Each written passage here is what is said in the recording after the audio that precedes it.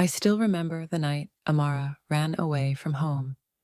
The rain had been falling all evening, loud enough to drown a person's cries.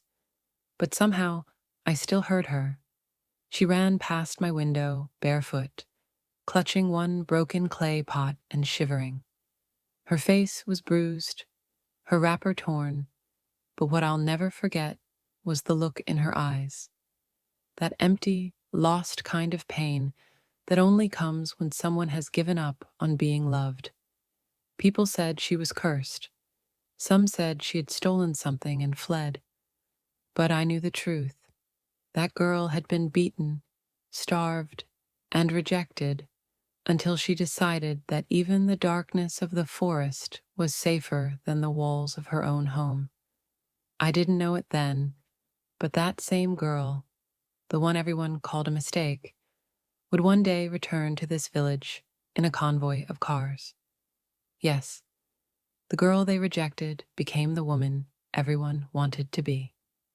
Once upon a time, in a small village in Delta State, there lived a girl named Amara. Her parents had died when she was still a child. After their burial, her father's brother took her to live with his wife, Madame Gloria, and their two daughters, Joy and Favor. From the first week, everyone knew Amara was unwanted. She slept on a mat near the kitchen, ate leftovers, and worked from dawn till night. Many nights, I heard her sob quietly behind the kitchen. Sometimes Madame Gloria would shout, "Stop pretending. Your mother didn't teach you anything useful before she died." The insults burned deeper than the hunger. One early morning, the rain poured heavily from the sky. Amara had finished sweeping the house and washing the plates. She sat by the door, waiting for the rain to stop so she could fetch water from the stream. Her cousin Joy came out and said sharply, "Amara, go and get me water so I can bathe before school." Amara answered softly, "I will go when the rain slows down." "It's too heavy now," Joy frowned. "So you're refusing to fetch water?" Before Amara could explain, Joy ran straight into her mother's room. A few seconds later, I heard shouting, "Mummy!" Amara said she won't fetch any water in this house today. She said if we need water, we should go ourselves. Madame Gloria's angry voice filled the compound. She stormed out of her bedroom, tying her wrapper tightly around her waist. "Amara, where is this useless girl?" she shouted. Amara, already trembling, stepped into the parlor with her head bowed. Before she could even speak, two heavy slaps landed on her face. "Who do you think you are in this house?" Madame Gloria screamed. Amara tried to defend herself. "Auntie, I didn't say—" But that only made it worse. Madame Gloria grabbed a cane and beat her until she fell to her knees, crying. "You won't eat today," she shouted, "and you will still go to the stream. If anything happens to my pot, I will kill you." So Amara picked up two clay pots, tears mixing with the rain, and walked out into the storm. The rain beat her like punishment from heaven. The road was muddy and slippery. Halfway to the stream, she slipped and fell. One of the pots shattered against a rock. She sat there crying in the rain, too tired to move, too scared to go back. But she had no choice. When she finally returned, soaked and shaking, Madame Gloria was waiting at the door with a cane in her hand. "Where is the water? Why are you holding only one pot?" she barked. Amara explained what happened, but Madame Gloria didn't listen. She flogged her so hard that scars marked her arms and face. Then she dragged Amara outside and locked the door. Under the cold rain, Amara knelt and cried until her voice disappeared. When she could cry no more, she leaned against the water drum and stayed there till evening, shivering until her body got used to the cold.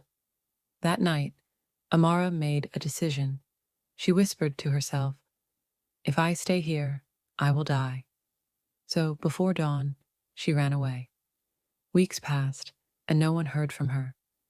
Then one day, word spread that a rich man in the city, Chief Benson, who was a respected businessman in his 50s, had found a young girl sleeping near his gate during a rainstorm.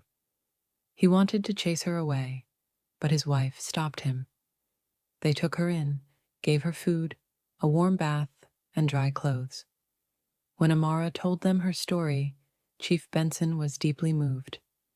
He said to his wife, "This child has suffered enough.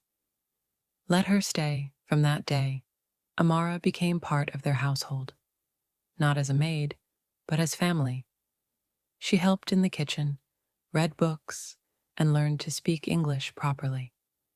Chief Benson decided to sponsor her education. Years passed. Amara went back to school, finished with top grades, and went on to university. There she met Michael, Chief Benson's only son, a quiet, kind-hearted young man who had just returned from studying abroad. Michael admired her humility and strength. At first, he treated her like a sister, but over time, admiration turned into love.